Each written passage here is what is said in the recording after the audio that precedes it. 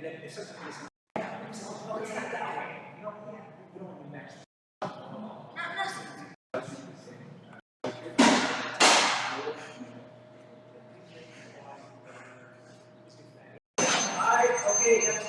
you guys doing? This is Alex.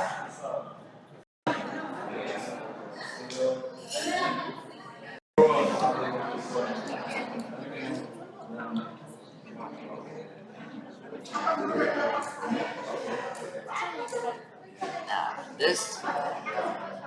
That's an OP. That's an OP. How you doing?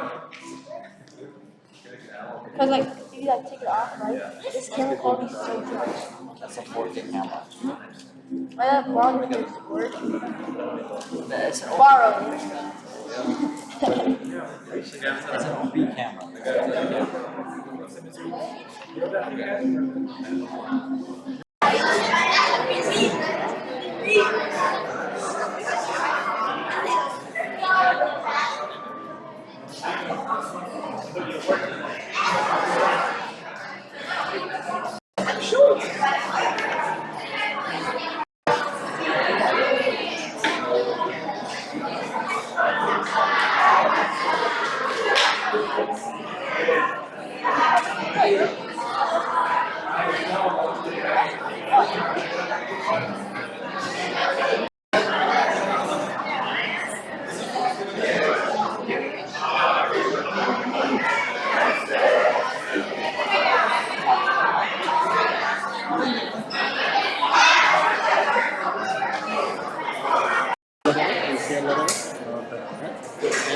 Finally, on option one.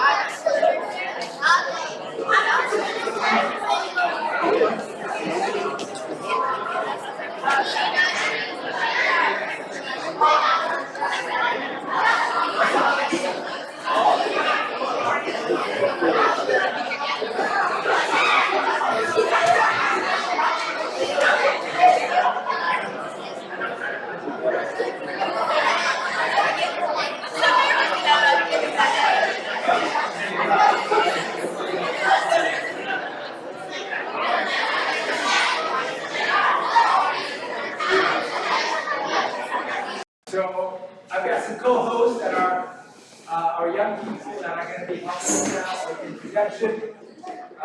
So Esro, Millet, and Andy,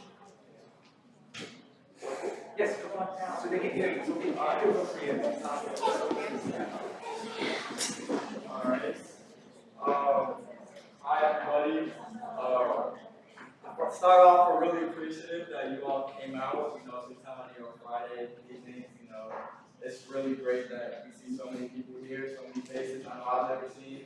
So I'm excited for that. We think this program is going to be great for everyone. Really excited about that as well.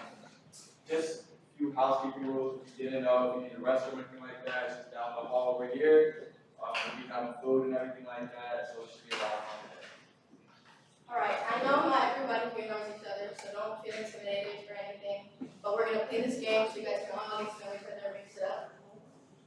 We're gonna be playing a speed networking game. So we're gonna have a question on the board. You guys are gonna have like a minute and 30 seconds to converse. And it's gonna be groups of 2. And then once you guys hear the timer, you guys are gonna find someone else to know. Now, do the adults have to do this one? Yeah, the adults, leave down in as well, all the good. Yeah. And then Okay, so basically, just to recap, everybody's gonna have to stand up. You're going to have to find someone you do not know. Because the whole point is, this is called speed networking. Speed networking, so you're gonna find somebody. You're going to find somebody you don't know, so you're going to be a pair. You've got their name, they've got your name. We're going to give you a minute and a half to ask a question. You're saying, what question should I ask? We'll have that question on the board. The question will be on the board. You'll have a minute and a half to get to know one another. Fair enough? And then there'll be a buzzer. When the buzzer goes off, then you stop and you find another person. Fair enough? Alright, so the count of 3. Fair enough?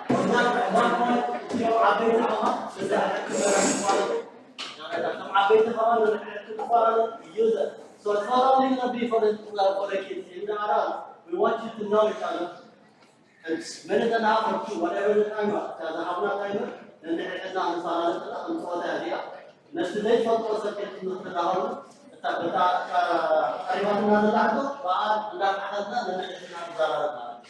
So to translate that, everybody, all of you, Everybody. yes, you don't have to do it.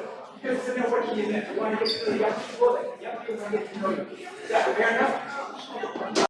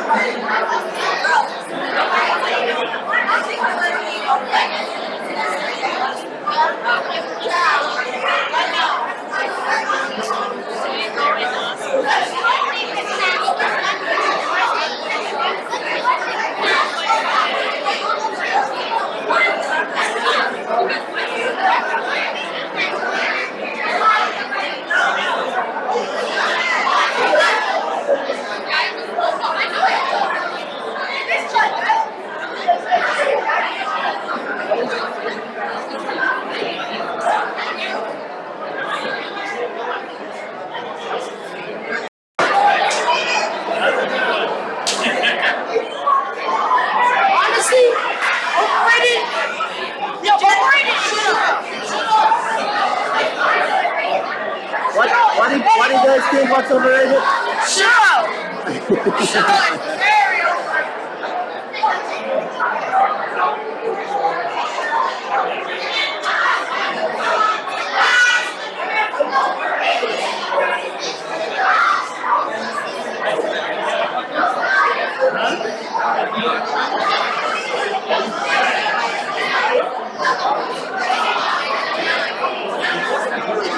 Hey, what do you guys think? What's the overrated dish?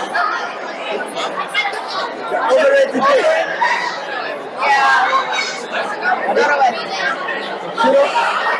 Good one.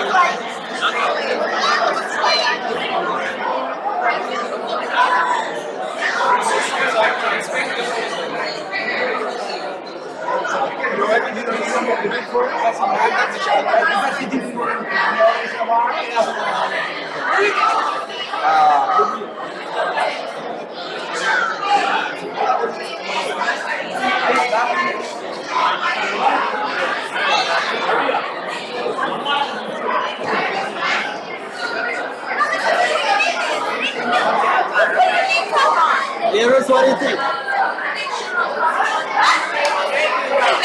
It's overrated. Obviously, guys, you're not eating. I can't agree with you on that. But God, I mean, like, it's not every day. So.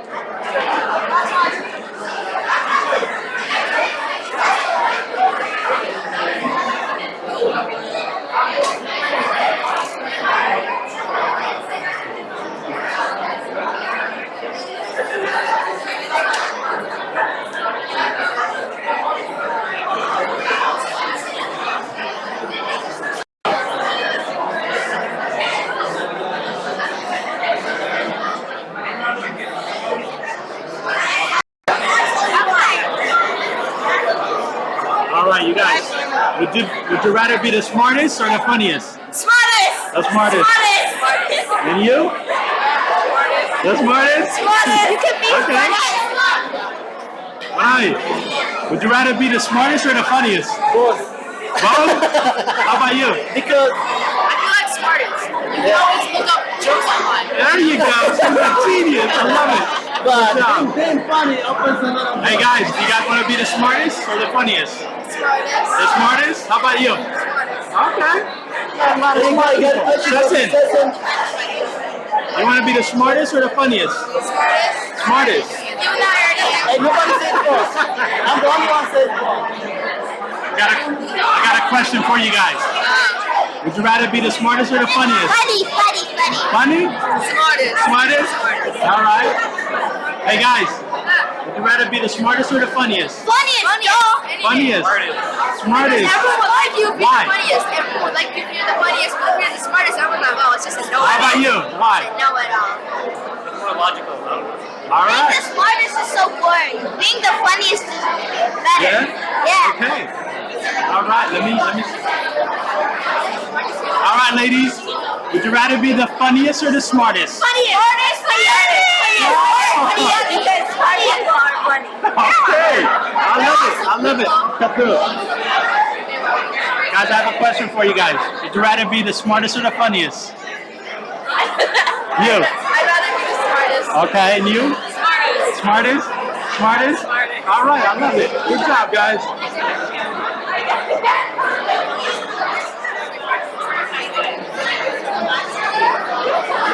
Now, guys, I got a question for you guys. Want to be the smartest or the funniest? Funniest? You? Smartest? Smartest? How about you? Funniest? How about you? Funniest? Why? You can search up jokes. I love it. Good job, guys. Be a little quieter than the usual, so these young people can tell you what needs to happen next. Is that fair? So once we're doing,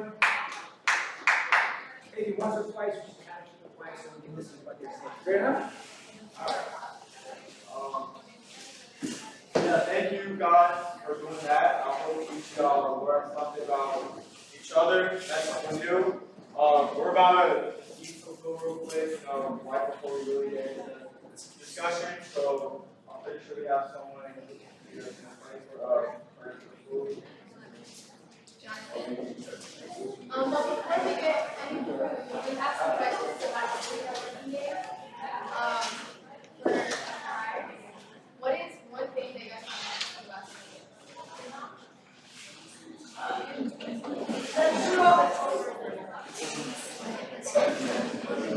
Hey, you got it.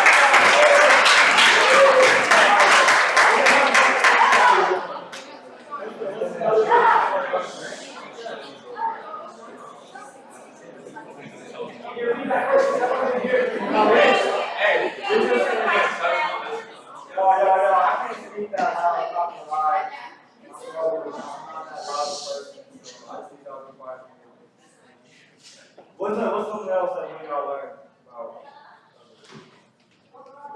about me?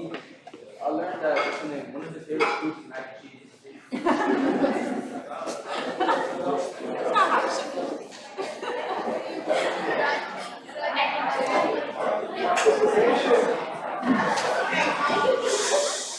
have four boards. Maybe who else has one interesting thing? Nobody? Come on. Okay, jump back. Someone who like didn't take the leg reach. What? Someone what? Say that again?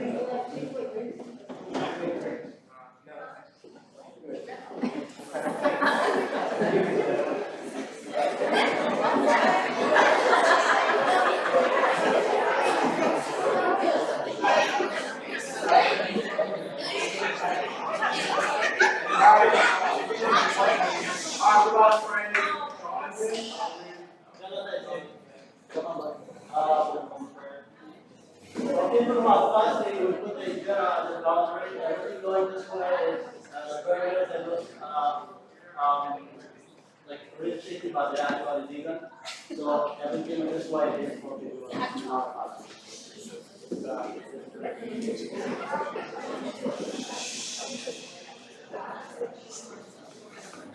Everybody sit down.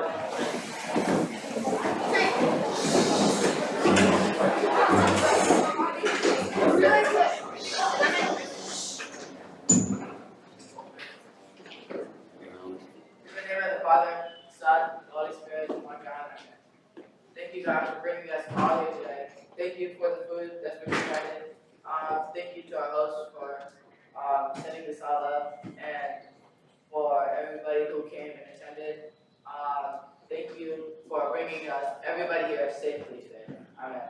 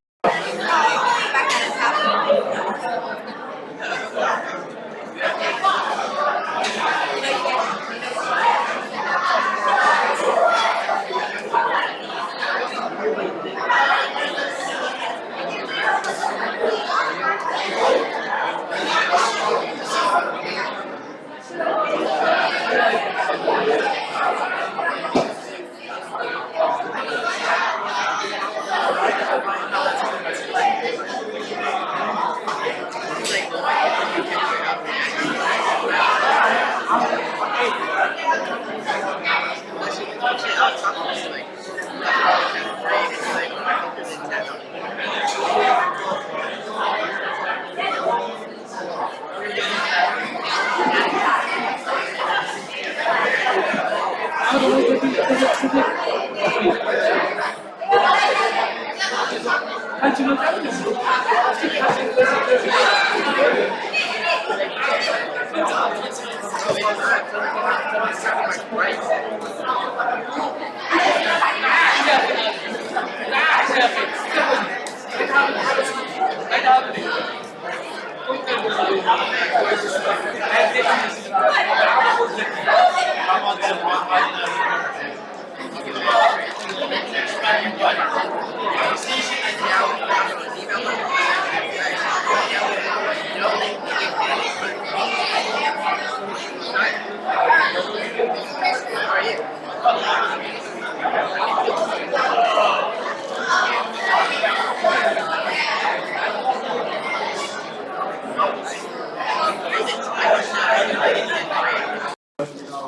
real purpose of why we're here.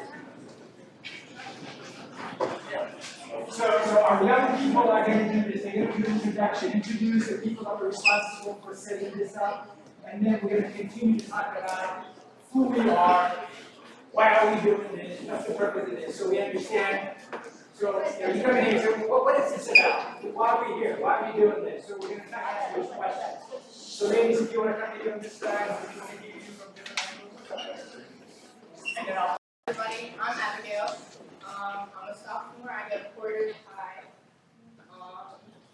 I am an athlete. I do tennis. I play tennis. I do cheer. And after high school, I plan to go to college.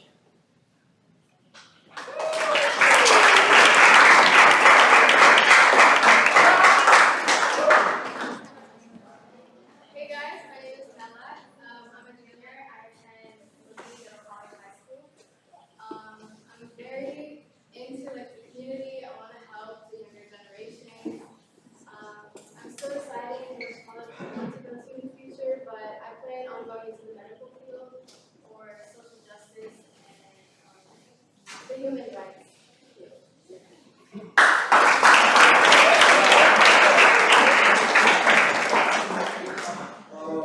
My name is Ezra. Right now I'm a senior at Charlotte School. Currently I'm undecided on where I want to go to college. Hopefully make that decision in like the next month or so. I run track. I'm hoping to be able to land in college as well. We'll see how everything goes. And in college, even though I think it might be a little stereotypical in how much our parents want to do this, like I'm thinking about medicine or something like that. So, we'll see what happens. We'll see how it goes.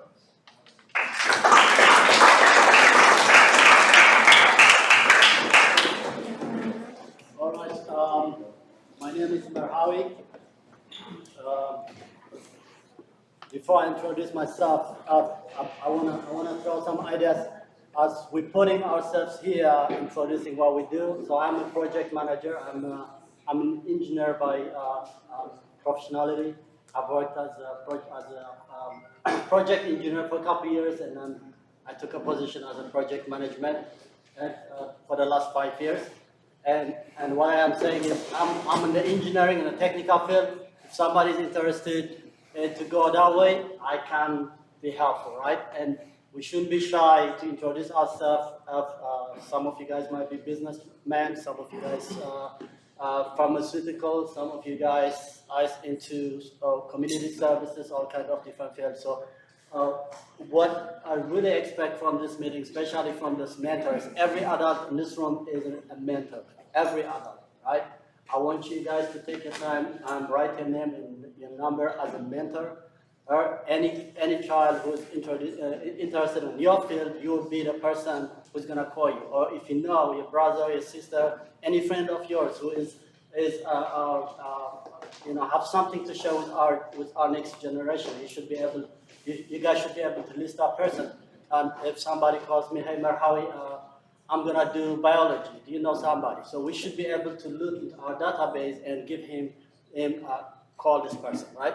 And that's the bigger idea what we have here. My wife Sarah and my son Zaman and Absanai, 12 and 14 years old. I speak German, so if somebody is taking German classes and you need help, I'm here. even though my son thinks my German is not so good anymore. but you know, that's the idea why what we're doing here is we're relying on you parents, right? So our kids should see we have people who looks like us, who acts like us, who acts like our parents, and you know they have this path as well. So and that's one of my motto is be the change you wish to see in the world, right? So be the change you wish to see in the world. Thank you.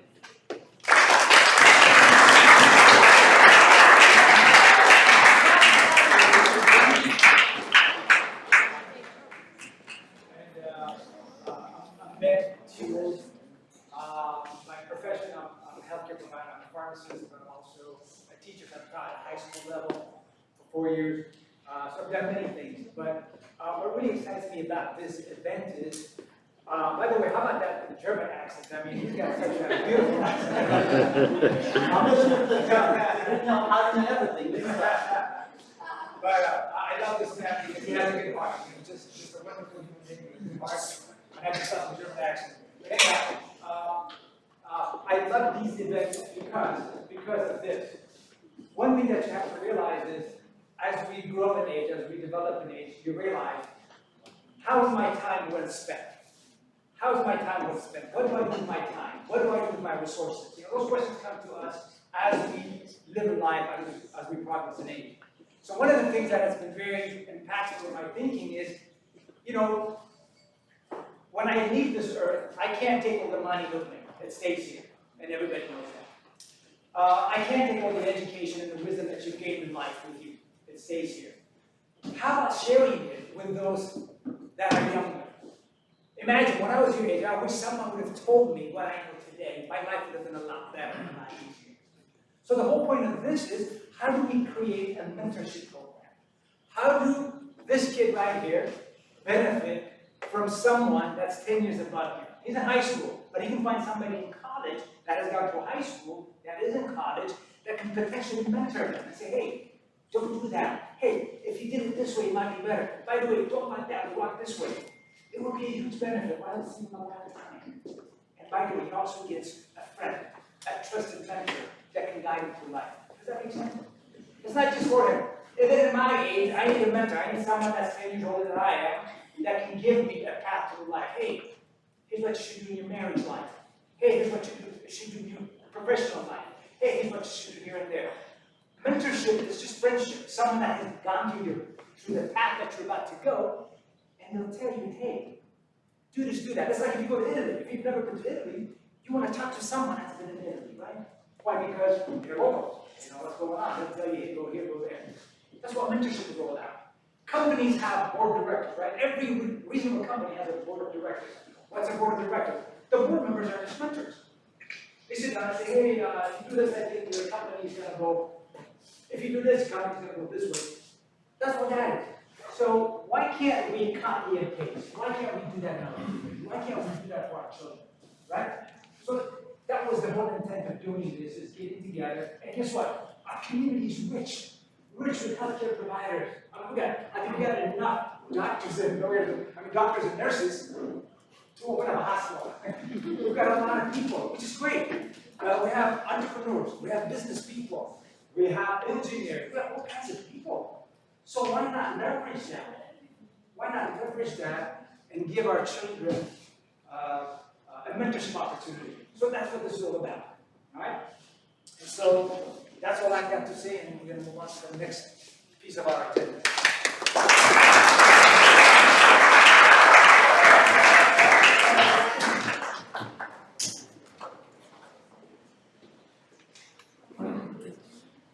Now we started that. I want to answer the big question in the room, the big elephant in the room. Let's address that.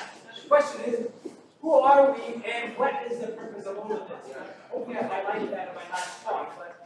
So who are we and why are we doing this? So I'm going to get closer so you can see it. We are a group of parents and students.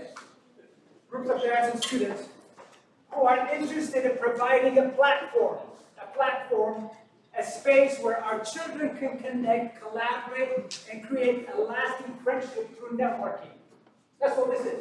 We just want to create a platform, a space where you and I can meet, right? Where the adults can meet, the young people can meet. And why is that important? Why is that important? Watch this. A lot of you in here, a lot of you youngsters here, I guarantee you, 80% of you will go to a state school. You're either going to go to Chapel, Duke, or the NC State, or whatever. Imagine when you're in college, if you can see a familiar face. Wouldn't that be a good thing? That would be a good thing, right? So you can network, you can collaborate, and things of that nature. So our hope is that by doing this consistently for the next 3 to 4 years, you develop friendship, you develop camaraderie, you communicate, you collaborate, and you help each other out. Does that make sense? That's the whole purpose. What's our mission statement? Our mission statement is to develop our young people. To develop our young people so that they may spend the most productive time of their adult life advancing humanity. By solving the world's most challenging problems, by solving their community's most challenging problems in the area of their gift. Alright? Not everybody's meant to be a doctor, not everybody's meant to be a lawyer. But everybody can do something, right? Our kids just need mentorship and direction in life. Alright? So our job is to guide our children. For example, when I was your age, I went to medicine because that was the place to make money. And our parents are like, hey, go to medicine, or whatever the case might be, you know? But medicine wasn't my thing. Later on I realized what was my thing was people. I have passion for people. Medicine was the way I lived my passion. And then I became a business person. Business was the way I lived my passion. So at the core of it, my core ethos is people. I like people. I like to be around people. I like to help people. So I'm the happiest when I'm doing stuff like that. Does that make sense? And we can help you find what is your passion in life. Right? What's your passion in life? How do you get where you need to go? Alright? So that's our mission statement. We want you to spend the most productive time of your adult life advancing humanity in any area of your strength. Fair enough? What's the purpose? Well, for our young people and the families to network. Not just the children, but also the families. We want to network and connect, communicate, and create opportunities that advances our community and its members. We want to help you become a better version of yourself. Who doesn't want that? I want to be a better version of myself. I want to reach my potential. I'm only 22. Alright? So I want to be a better version of myself. Alright? So my wife is laughing. So here's what we're going to do. Preferably, we want to meet at least once a month. Okay? And again, it all depends on you because this is not our meeting. This is your meeting, guys. It's your meeting. We want to bring you at least once a month. Why do we want to bring you here once a month? To talk about ideas. To talk about things that are important. Alright? And here's why it's important. You do realize you are children of immigrants. Right? There's cultural differences. There's linguistic differences. All kinds of differences. So what we want to do is we want to bring people in the community, voices in the community. For example, we do know the mayor of Wellington. He meets here with us once a week. We do know the mayor of Waxhaw. We do know the police chief. So one of the police chiefs I went to, I told him we're going to have meetings like this. He said, hey, listen, I don't want to come and talk to your young people of color. I said, about what? He said, you know what? TV and the YouTube tells our young people how to react when you stop by a police officer, when you're driving, stuff like that. Okay, there's a tense relationship between police officers and communities of color, right? Right?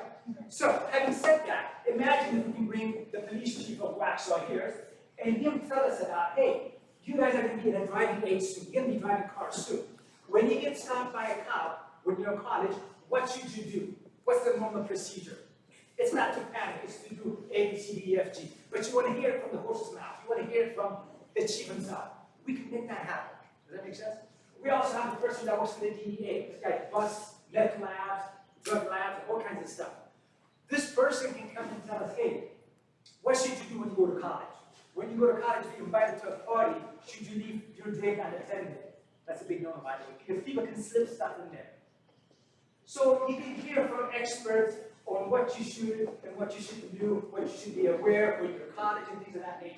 All right? So we want to use this as a platform to inform you and to inform parents about what's going on in your life. Okay? Because you're Charlottesville, you're American, you live here. This is your home. So we want to bring people that can give you insight and knowledge about what's happening in your next stage of life, which is college. Fair enough? So basically, we want to meet for 30, 40 minutes, get to know one another, eat, do presentation. After that presentation, have the discussion. Once we're done with that, then we can do something fun. We can go bowling together. We can go Topgolf. We can go this, we can do that. And sometimes we not even need to do this. We just get together and meet up somewhere and go to a soccer game, go to a football game, go to a basketball game, whatever it may be, just to allow us to gel together, to come together. Does that make sense? Is that a good idea? Yup.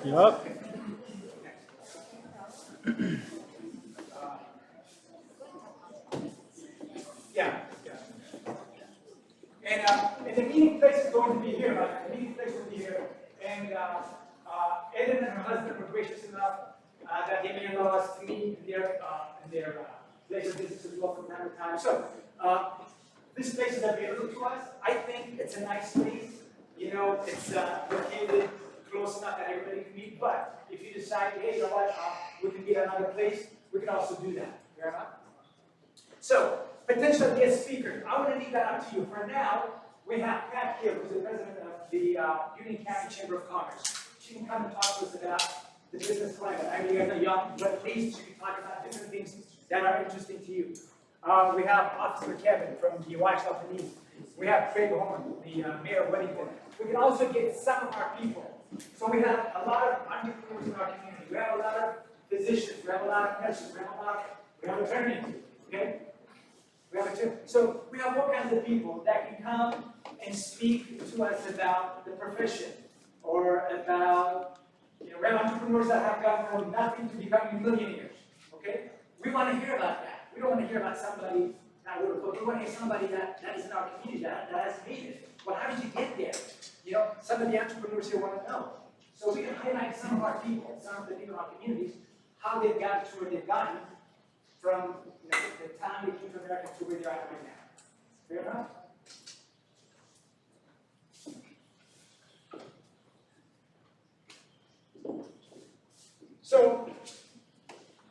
So when we set this out, they said, okay, I wanted to give the first talk. I wanted to give the first talk because kids are dear and new to me, and I taught for 4 years because I have passion for young people. So here's one thing I want to tell you, young people. The world is changing rapidly and fast. Would you agree? It's changing fast. It's changing fast because of many things. So let me ask you this. Let me ask you a question. If I told you I have the largest transportation company in the world and I don't own a car, does that make sense? Can I have the largest transportation company in the world and I don't own a car? Is that possible? How many say no? Raise your hand. Don't be afraid. Yeah, I gotta stop my skip for engagement. How many of you say no? How many of you say yes? Okay, let me ask you a question then. I'm the largest transportation company in the world and I don't own a single car. Who am I? Who am I? Listen to this. I am the largest transportation company in the world. Yes, I don't own a single car. 20 years ago, that would be impossible. What are you talking about? How can you be the largest transportation company in the world and own a single car? It's because of technology, it's possible. I got another one for you. I'm the largest hospitality business in the world. I don't own a single hotel. Who am I? There you go. Airbnb does not own a single hotel. Yes, they're the largest. Why is that possible? Why is that possible? Because of technology. Okay, I got one for you. I'm the largest retailer in the world. No so much. I'm the largest retailer in the world. I do not own a single store. Who am I? You better know this. Amazon. Yeah.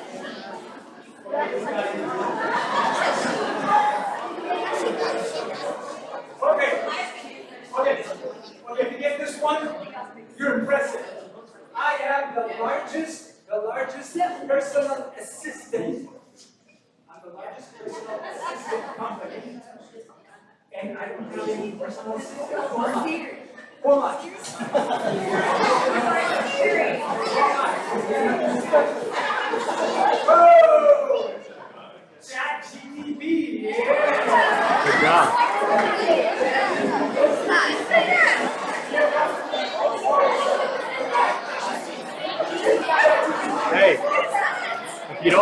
about it, you're behind.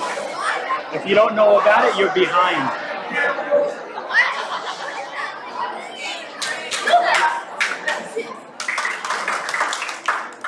So I opened up a category chat GPT. I did it. I'll cover that later. How many of you have heard of chat GPT? Okay. All right, we'll cover that later. All right.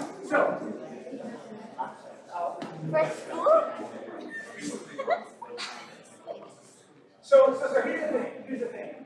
What I want to talk to young people about is that, folks, things are changing rapidly. Now, what we just talked about is old technology, that's old stuff.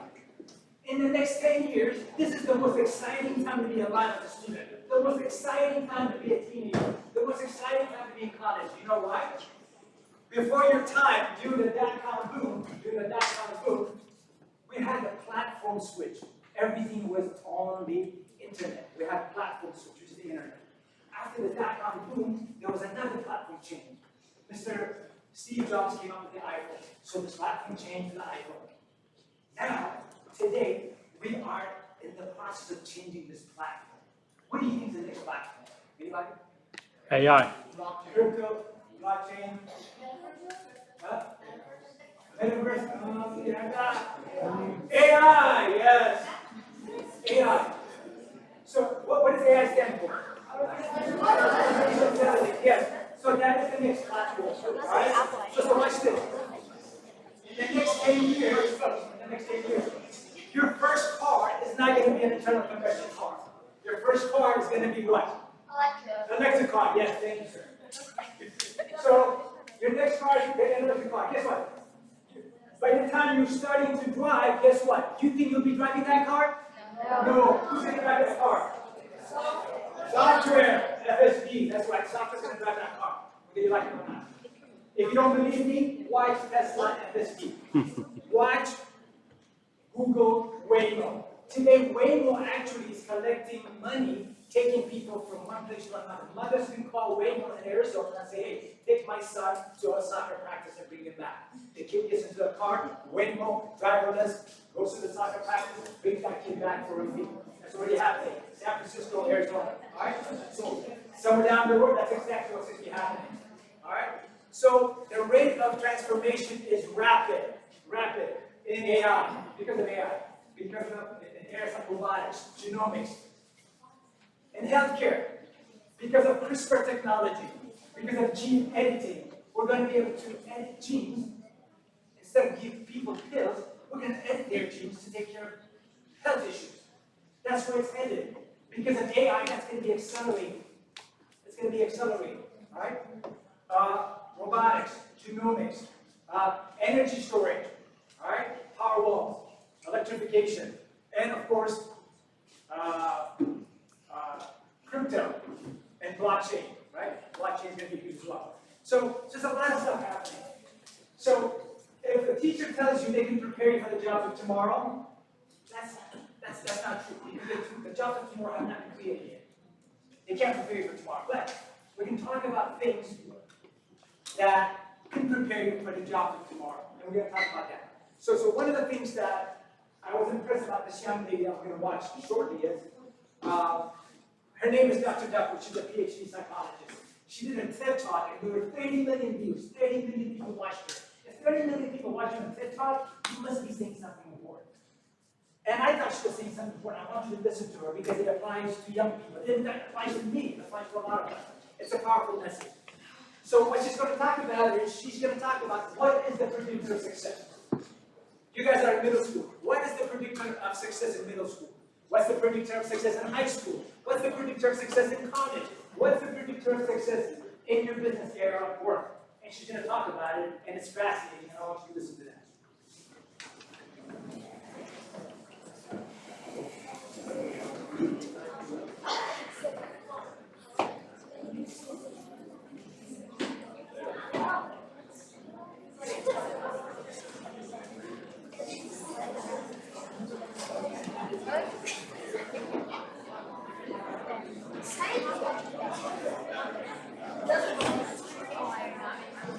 Folks, in order for you to get the nugget, you have to be quiet. When I was 27 27 years old, I left a very demanding job in management consulting for a job that was even more demanding, teaching. I went to teach 7th graders math in the New York City public schools. And like any teacher, I made quizzes and tests, I gave out homework assignments. When the work came back, I calculated grades. What struck me was that IQ was not the only difference between my best and my worst students. Some of my strongest performers did not have stratospheric IQ scores. Some of my smartest kids weren't doing so well. And that got me thinking. Kinds of things you need to learn in 7th grade math, sure, they're hard. Ratios, decimals, the area of a parallelogram. But these concepts are not impossible. And I was firmly convinced that every one of my students could learn the material if they worked hard and long enough. After several more years of teaching, I came to the conclusion that what we need in education is a much better understanding of students and learning from a motivational perspective, from a psychological perspective. In education, the one thing we know how to measure best is IQ. But what if doing well in school and in life depends on much more than your ability to learn quickly and easily? So I left the classroom and I went to graduate school to become a psychologist. I started studying kids and adults in all kinds of super challenging settings. And in every study, my question was, who is successful here and why? My research team and I went to West Point Military Academy. We tried to predict which cadets would stay in military training and which would drop out. We went to the National Spelling Bee and tried to predict which children would advance farthest in competition. We studied rookie teachers working in really tough neighborhoods, asking which teachers are still going to be here in teaching by the end of the school year. And of those, who will be the most effective at improving learning outcomes for their students? We partnered with private companies asking which of these salespeople is going to keep their jobs and who's going to earn the most money. In all those very different contexts, one characteristic emerged as a significant predictor of success. And it wasn't social intelligence, it wasn't good looks, physical health, and it wasn't IQ. It was grit. Grit is passion and perseverance for very long-term goals. Grit is having stamina. Grit is sticking with your future, day in, day out, not just for the week, not just for the month, but for years. And All right, I wanted to stop it there because I wanted to highlight something. What did she say was the most important predictor of success? Grit. What is grit? What's grit? Grind. Success is not determined by your IQ, by your good looks, by your connection. No. The number one predictor of success in middle school, in high school, in college, and on the job site is grit. What's grit? Grit is determination, passion, persistence. Basically grind. Give it to the grind.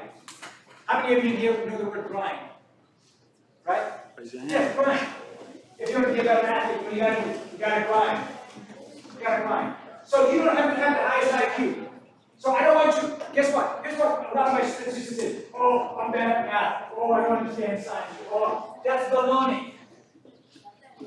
If you can apply grit, you can do anything. And she's going to say something important next. Watch this. Watch this. Pay attention to this. and working really hard to make that future a reality. Grit is living life like it's a marathon, not a sprint. A few years ago, I started studying grit in the Chicago public schools. I asked thousands of high school juniors to take grit questionnaires, and then waited around more than a year to see who would graduate. Turns out that grittier kids were significantly more likely to graduate, even when I matched them on every characteristic I could measure. Things like family income, standardized achievement test scores, even how safe kids felt when they were at school. So it's not just at West Point or the National Spelling Bee that grit matters, it's also in school, especially for kids at risk for dropping out. To me, the most shocking thing about grit is how little we know, how little science knows about building it. Every day, parents and teachers ask me, how do I build grit in kids? What do I do to teach kids a solid work ethic? How do I keep them motivated for the long run? The honest answer is, I don't know. What I do know is that talent doesn't make you gritty.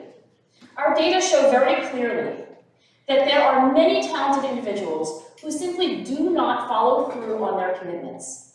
In fact, in our data, grit is usually unrelated or even inversely related to measures of talent. So far, the best idea I've heard about building grit in kids is something called growth mindset. This is an idea developed at Stanford University by Carol Dweck, and it is the belief that the ability to learn is not fixed, that it can change with your effort. All right. You learn this concept of grit. In order to succeed, you must have grit. But how do you acquire grit? How do we get grit incorporated into our young people? How do we make it grittier? How do we make it grittier? Growth mindset. A growth mindset. You know what a growth mindset is? What is an example of a growth mindset? I got this. Folks, your brain is elastic. You've heard of the word elasticity? Okay, intelligence is not fixed. You can change your intelligence level by the amount of effort you put into something. I'll give you an example. How many of you in here speak a second language that you learned in school? How many of you in here speak a second language? Spanish, French, whatever. How many of you? Raise your hand. Okay, so before you took that Spanish course, did you know any Spanish? No, zero. So your intelligence, your Spanish intelligence was zero. Fast forward 3 or 4 years later, your Spanish intelligence becomes what? Better, right? By the time you finish in high school, you're probably semi-fluent. Well, how does that happen?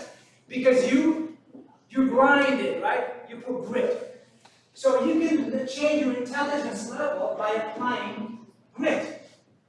Does that make sense? But you have to accept the fact that you're going to fail. And that's okay. We as Americans are terrified of failure. But the beauty is, failure is a bigger part of the success story. Ask your parents. If they have never failed, they've never accomplished anything. Talk to anyone that has accomplished something. They've failed miserably many times. Why? That's how you succeed. You fail, and then you succeed. Let me give you an example. You are hardwired for failure and then giving up. Why is that? When you were a baby, how many of you failed hundreds of times before you walked? Raise your hand. If you don't raise your hand, you're lying. You failed many times, right? Have you ever seen a baby? Have you ever seen a baby? Have you ever seen a baby talk to his dad? Dad, I'm only 3 months. I've failed for the past 3 months. Forget this walking business. Give me a scooter. Whoever says that, you know what? Because when that baby's walking, imagine he falls this way, right? He learns to balance himself this way. Next time he falls this way, he learns to balance this way. Next time he falls in space, balance this way. Likewise, eventually, he's walking. It's that growth mindset. He's determined. I gotta get this thing. I gotta walk. I gotta walk. Finally, he walks and he's happy, right? So you are hardwired for failing and then learning from that failure. I don't even like the word failure. What I tell people is, you're either gonna get it right or you're going to learn. You're either gonna get it right or you're going to learn. So that failure actually is a learning process. The biggest failure of all is Abraham Lincoln. Abraham Lincoln failed every election. He ran for the mayor, lost. Congressman, lost. Senate, lost. What's the only election Abraham Lincoln ever won? The presidency. And he's on a $5 bill, right? For saving the nation, right? And slavery, right? So he only won one election in his life. But every election taught him something. Fair enough? So anybody that has failed is successful. They've failed miserably many times. So don't be ashamed of failure. In Israel, if someone has not failed he's 4 or 5 times in his 20s, he's not considered a successful person. Why? Because with failure comes an opportunity to learn. Fair enough? So you have to have a growth mindset, saying, you know what, I'm going to try this. If I fail, I don't call it failure, I call it the opportunity to learn. I've learned that this doesn't work. I'm going to try it again that way next time. So embrace failure. It's a bigger part of the success story. Dr. Dweck has shown that when kids read and learn about the brain and how it changes and grows in response to challenge, they're much more likely to persevere when they fail because they don't believe that failure is a permanent condition. So growth mindset is a great idea for building grit, but we need more.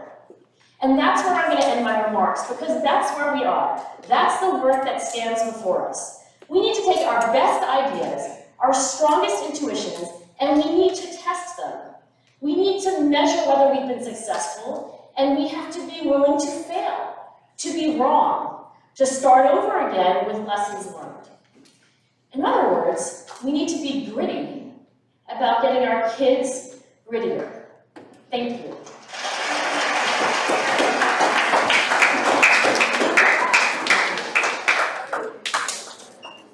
How many of you thought that was a fascinating talk?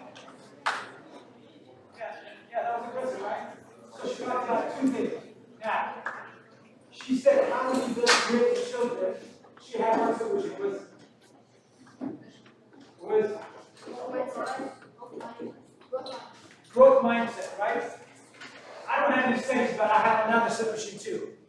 What helps our children, what helps to build grit is, for example, taking your children to, if you're from Ethiopia, Eritrea, or wherever you're from, take them back home. Show them there are people that live in the condition that they do. When children see people their age, make the best of situation in the circumstance they are. For example, when I went to Ethiopia many years ago, 2 years ago, and I took my children to a Smart as well. I went to both cities. My children were able to see kids that were their age, going to school, carrying buckets of water, and living in one room with 6 or 7 kids. But yet, one thing they noticed was everybody was happy. These kids were just smiling from ear to ear. And I'm like, why are these kids so happy? Why are they so happy? Because here in the U.S., we derive happiness with materialism. And we're like, they don't have anything, but they're happy. But they've got everything because they've got their family. They've got people around them, right? So when our children see stuff like that, it helps build grit. A switch goes up. Hey man, if that kid can do it in that kind of situation, how about me? What excuse do I have? I live in a nice house, I've got a car, I've got a college, I've got people supporting me. What? How can I make it? I think it helps turn the light switch on. And the other one is finding new kids, mentors. People are 10 years older than them. Trusted adults be their mentors. To speak to them about life. To speak to them about, hey, where they should go, what they should do. Those things that can help build grit because they become positive role models for their kids. I want to be like that person. I want to be like this guy, like that guy. So that helps build some sort of grit. So, growth mindset, exposing them to, take them back home, as well as finding solid mentors, I think helps with young people. So, how can we summarize this? Well, the reason I took this topic is because I knew we were going to have a lot of high schoolers. I knew we were going to have a lot of middle schoolers. So I wanted you to know what I didn't know when I was your age. That intelligence is not fixed. You can change your intelligence. Oh, I don't understand. This is so hard. This is so hard. I'm not that smart. That's baloney. There's no such thing. There is no such thing. You can go to Kansas Academy. You can go to Google. You can go to ChatGPT. Whatever you want to go to. It will simplify and help explain the most complicated task. Alright? Most complicated task. So intelligence is not fixed. If you willing to put the time, you can become intelligent. I had a kid once tell me, my friend over here has photographic memory. I don't know as smart as he is. I said, who cares? It doesn't matter. You're wired different. A lot of people sometimes your age compare themselves to others. Well, he's smart. Well, good for him. We don't want you to be smarter than him. We just want you to be a better version of yourself. Compare yourself to yourself. Where were you at last year? Where are you at now? Where are you going to be at next year? Don't worry about your neighbor. Don't worry about your brother. Don't worry about your sister. Who cares? That's not you. You're different. You have a unique set of gifts. So guess what? Comparison is a big disease. Don't compare yourself to anybody. Compare yourself to yourself. You are the platform, the benchmark. Alright? Because there's nobody you're unique, there's nobody like you. This guy might be a good doctor, but I wasn't gifted to be a doctor. I might be a landscape guy. I can landscape, have 10 different accounts, and I can be a millionaire, down the road. Why? Because life is a marathon. It's not a sprint. As long as you have passion, and as long as you do what you do, you get to your destination. So don't try to compare yourself to what others do. Do you. And compare yourself to yourself. Alright? Does that make sense? And now we get to the issue of comparing us to somebody. You're not that. It's different us. It's like me trying to compare myself to Michael Jordan. I can't. He's 6'6" and he's athletic. I can't. I can never be that. So I can't compare myself. Grow Right. back so you can get there.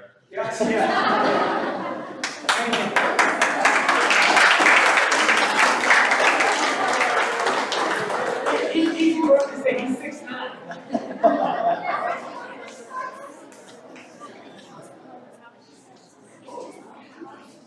So here are the things that we want to cover here as time goes along. What we want to do is we want to provide proper information to you. All right. So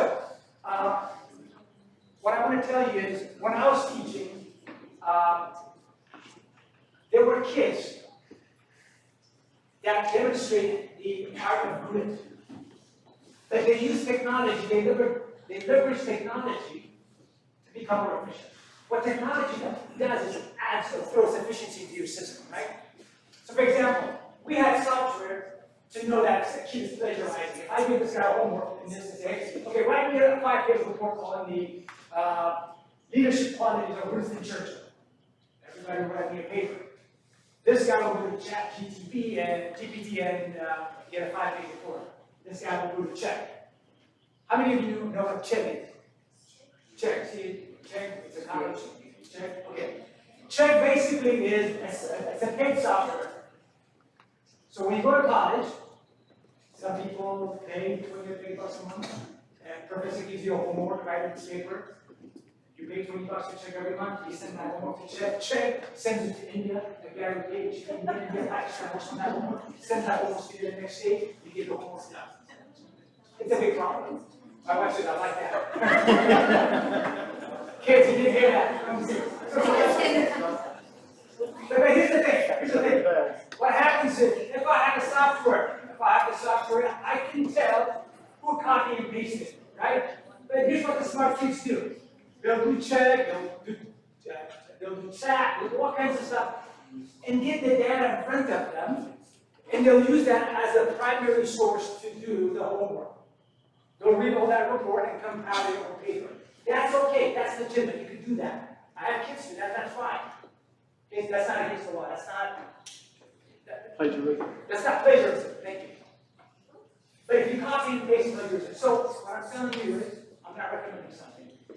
Your classmate people are going to be working using that information to become a better version of themselves, to save time, and to compete with you. So you need to be aware of that. You need to be aware of those things. Okay, to utilize technology to become more efficient. If you're spending 20 hours to do one homework, guess what? You're not going to finish all your work. But if you can utilize technology to become more efficient, then it's better for you. Does that make sense? Again, I'm not suggesting you cheat. I'm suggesting that all this stuff is out there. Utilize that and become a better version of yourself because others are using it. All these rich kids have different stuff, and the guy in India gets it done, brings it in, boom. Next thing, it's happening. It's happening. All right. So, but anyways, so we want to discuss with you the different sources of stuff that's available out there. You've heard of Quizlet, right? Quizlet. Everybody's ever heard of Quizlet? Yeah. Quizlet, Course Hero. You've heard of Course Hero? It's Course Hero. So, if you become a very likable person, guess what? You'll have friends in school. and those friends will share with you information. For example, when I was in pharmacy school many years ago, I hated law. I had to take pharmacy law. I didn't like the law part, but I passed. How did I pass? Well, the friends that I had old exams. Old exams. So the professor could only rearrange the courses so many ways. If I did the old exam, what I do is I read my classwork and I'll do the old exams, then take the test and pass it. That expedited my study time. So you could do the same thing when you're in college. So that's why mentorship is important. So if he's in college, he could be mentoring him and saying, hey, listen, if you're going to take this professor, he's more reasonable. Take that guy, he's more reasonable. Or do this, he's more reasonable. You understand what I'm saying? That's why mentorship is important. All right? All right. Next. So with that said, I'm going to end it. I don't want to bore you to death. Here's what we've done. I have, we got two books to share. So my favorite book of all time is this book, The 7 Habits of Highly Effective People. So we've got books in there. So I only want you to take the book if you're going to read it. If it's going to sit home and collect dust, don't take it. But if you say, you know what, I'm mature, I think I'm going to read it. All right, there it is. Take a book and read it. And once you're done with it, have somebody else read it. Fair enough? So this is the book. It's called The 7 Habits of Highly Effective People. It's the Bible of every American CEO. Everybody's read it. Any business person has read it. I see Ed over there shaking her head. She's probably read it. So the 7 Habits of Highly Effective People is basically 7 habits that will make you successful in life, in business life, in education life. All right? And they're time tested. You know, being proactive, beginning with the end in mind, putting first thing first, seek to understand before you're understood, sharpening the saw, creating the situation. You know, it's a lovely book. I reread it every year. It's not every other year. All right? It's a good book. This is good because it makes you a better version of yourself. The other book that we have is called, this is mostly for the parents. If you're a mature young man, you can also read it. And we have copies over there for you. The Jewish Phenomenon. When I read this book 20 years ago, I went, why? It's written by a Jewish man, an American Jewish guy. You know what he says? Here's what he says. He says, hey, I'm a Jewish man. I'm writing this book because I want to help you. He's talking to the reader. And he says, we Jewish people of faith are 2% of the American population.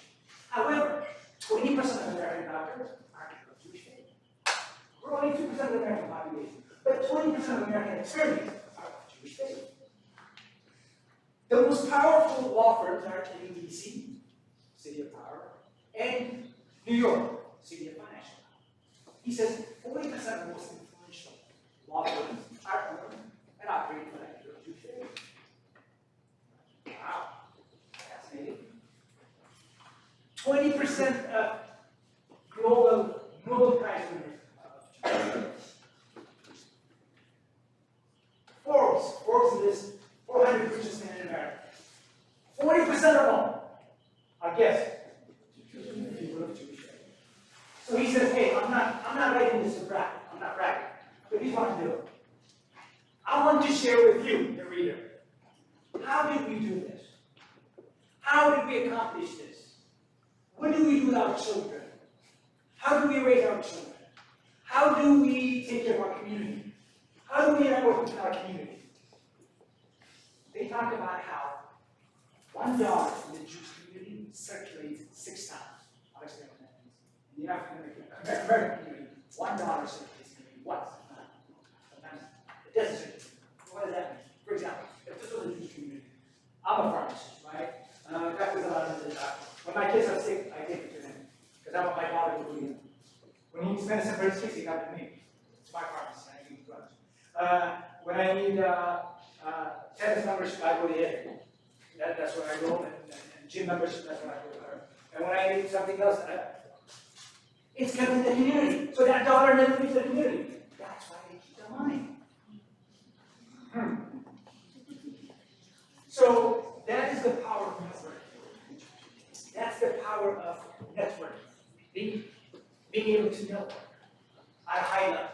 I think it was Henry Ford that said, coming together is the beginning. Right? Coming together is the beginning. Right? staying together is progress. Working together is success. And it's usually going to have mastered that youth.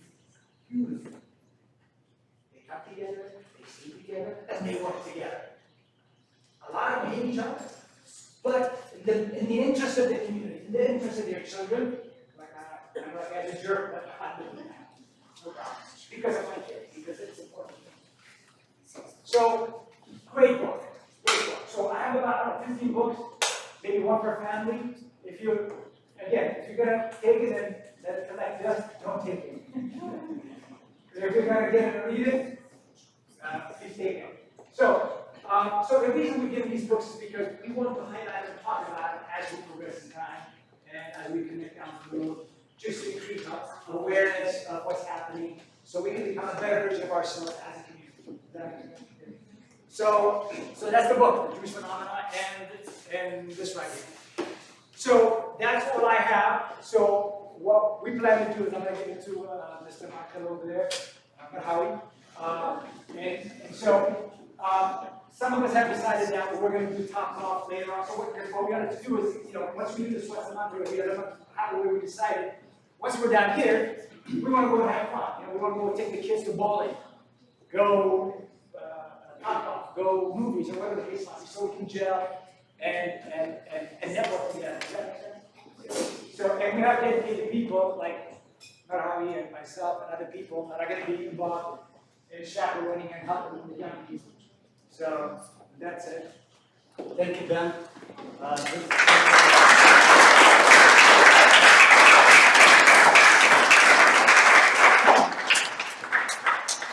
This is amazing. That's exactly what I imagined. And really thank you for preparing and for educating everybody, including myself. That now, especially the kids, that we have the tools. You guys have the grid, right? You have a tool, and you know how to be effective. He said use the technology, be effective. When you are effective with your time, so you'll be able to do more stuff, right? So don't work hard, work smart. Okay, so you got the tool, and we have the books. They say the Jewish Phenomena. Ben, he just shortened a little bit. He actually said they copied it from Eritrean and Ethiopian and philosophy. That's what he told me last time, because our people are the ones who help each other, especially Eritreans in Ethiopia, for example, when they move back to Ethiopia, when they relocate to Ethiopia at that time, and they are helping each other. Somebody comes and then they will offer a direction, and or they will give him a back, they will give him some kind of business, right? And they grow all together. This book is talking about how as a community grow together. So we know they copied on us, so we have it in our gym, okay? So let's keep the network, right? And on the books, what we can do is, as Yoru made a great suggestion, we will have with you guys, Mela and Abby, so we can create a network for all our kids, a chat room, or some kind of documentation platform. And whoever reads the book, maybe can share their experience, right? Once you finish it, maybe you can give it to somebody else. So let's take one book per family and make sure, especially young people, you have to read it. All this class, this is a mentorship. What Ben was telling us, we can use it. We didn't have this kind of mentorship when we grew up. Yeah? We kind of figured out ourselves, it is not easy. Now we have this mentorship and use it. Start with the book, one step at a time. Just go read the book and you see what is it talking about. It's going to be effective for your life. Lastly, for the families, we will have if there's any other that you put his name on the information here, please do so. We will have some kind of call, Zoom meeting, or some kind of communication between our mentors, all mentors here. So how are we going to go next? What's going to be the next meeting? How are we going to do it? Where it's going to be? What day it's going to be? Who's going to be the mentor of that meeting? And what kind of discussions? And what do you guys think about what we have done today? So we just started it and did it for you guys. It's not Marhawis or Ben's or any, it is for our kids with all the adults. We're counting on all of you. If you wanna keep going this, we need to be we need to have opportunity. We need to be able to do it from certain and pattern. In order to do that, we're gonna need you and any idea, anything. Because I know how can we do it. You don't have to ask me. You get an idea, I'm gonna roll with you. You're gonna be our leaders first, and we'll work together. Thank you so much.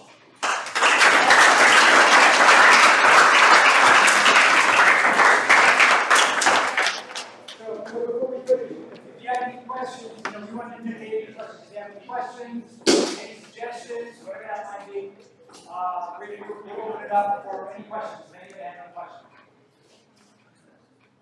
Any questions? All right. If not, we're going to close the meeting. We don't want to bore you to death. We want you to feel free. Talk, network. That's the whole point of this is to network. So let's network. There's more food. Let's eat. Let's network. Let's talk to one another. So those of you that are interested in what we're talking about, we're going to put the wait list. The wait list is about 45 minutes right now. So if we do the reservation right now, by 9 o'clock we should be able to get there. And so, folks, those of you that want to leave, here's what we're going to do. Yeah, so those of you.